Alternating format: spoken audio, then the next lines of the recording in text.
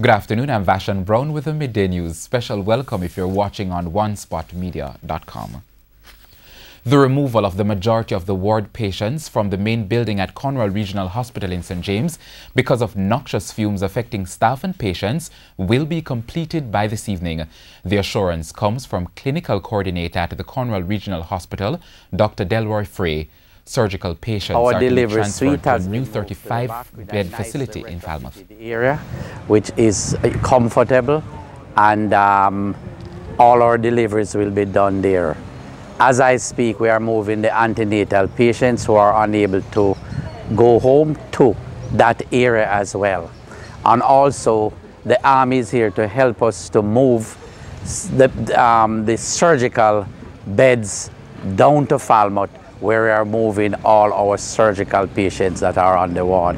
So by this evening, hopefully very few patients will be remaining, or none on the ward. We'll have to check back at about 5-6 p.m. to see how that is progressing, but that's the plan for today.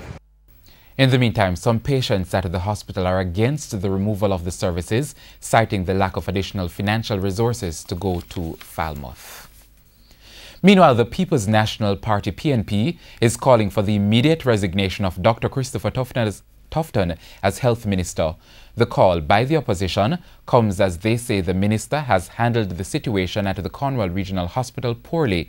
They also contend that the minister has put the health care of the people in the western belt of the island at risk. In a release, the PNP says Minister Tufton has sat on this problem and recommendation for over a year, while the noxious fumes endangered the lives of staff and patients.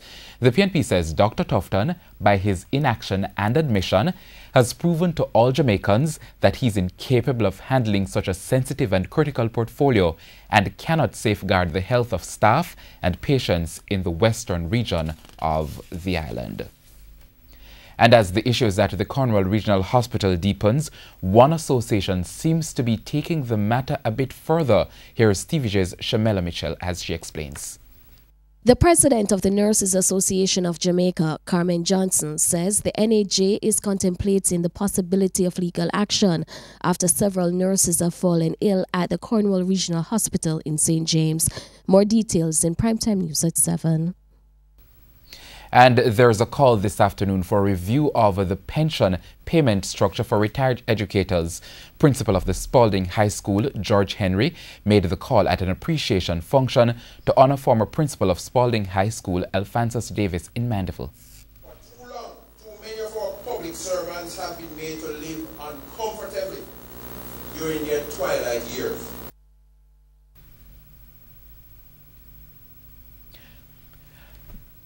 Mr. Henry also called for speedier payment of pension retirees, many of whom he says have to wait for long periods before receiving their pensions. The high school principal is also imploring the Minister of Education to tap into the vast knowledge and experience of retired administrators in the education system as they seek to bolster the country's education sector. There is need for the establishment of a unit at the Ministry of Education, headed by one of these individuals, one for each region, to bolster the orientation process for new administrators in the system, so that the process will not only be smoother, but also that the work done by such administrators over the years can be more effective and can bring about better results as we strive for excellence in all Jamaican schools.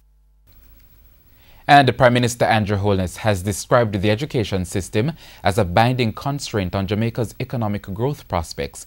He was speaking at that same function to honor Mr. Davis at the Gulfview Hotel in Mandeville, Manchester on Thursday. More in this report. The truth is that our education system now is a binding constraint on our growth prospects. I didn't think 10 years ago that the problem we would have now is that we don't have sufficient trained labor. Prime Minister Andrew Holness says he is concerned about the lack of skills training to fill the demands of the labour market. He adds greater emphasis will be placed on technical and vocational training this year to help fill that demand. We have industries that are growing at a faster rate that we can supply them with labour. If you look at the growth in the business process outsourcing industry and in logistics, we are not turning out trained personnel. Mr. Holness says with the education sector getting one of the largest slices of the budget, the desired results must be demanded. The sector was allocated $101.6 billion in the 2018-2019 estimates of expenditure, up from $98.9 billion in the previous financial year. He says greater focus will be placed on the education sector this year. We intend to focus on the education system this year because we see where it can be a binding constraint on our economic growth prospects.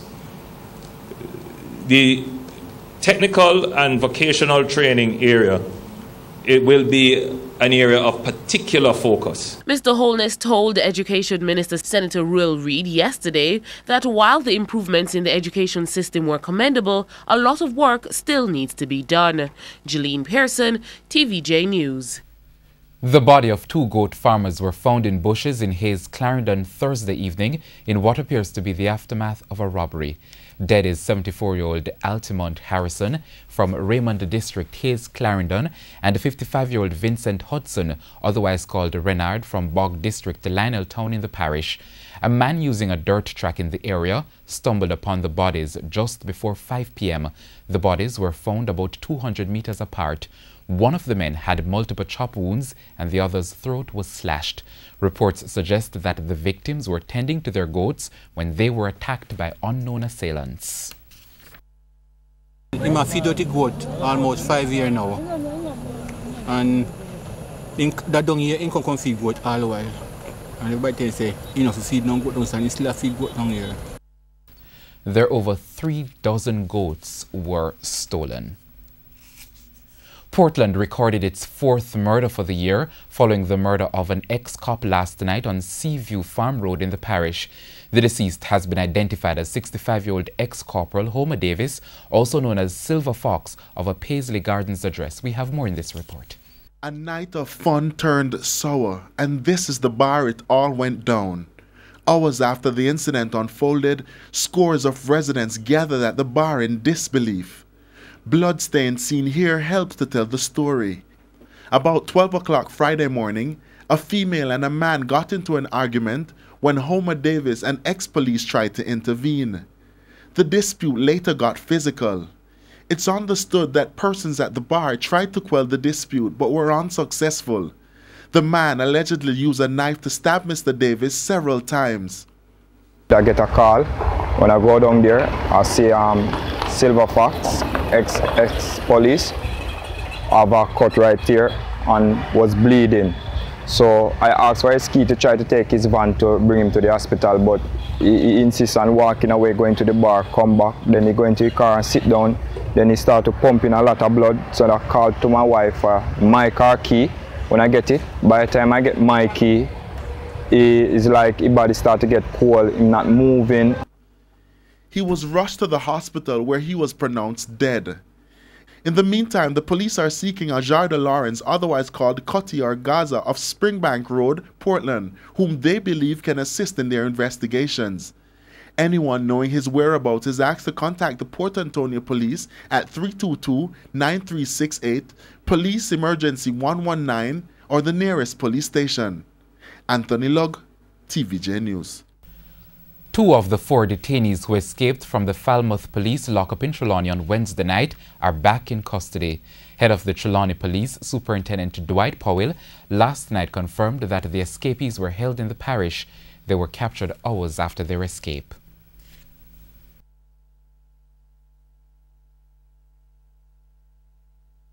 Trevor Lawson was found in the town of Falmouth. He, in fact, turned himself over to an attorney. The attorney made arrangements with the police, and we managed to take it from there, take him back into custody. Adrian Stewart, we found him up in the hills of Dumfries. The search continues for the other escapees, 24-year-old Mariam Morrison and 31-year-old O'Neill Demetrius, otherwise called Boy Boy.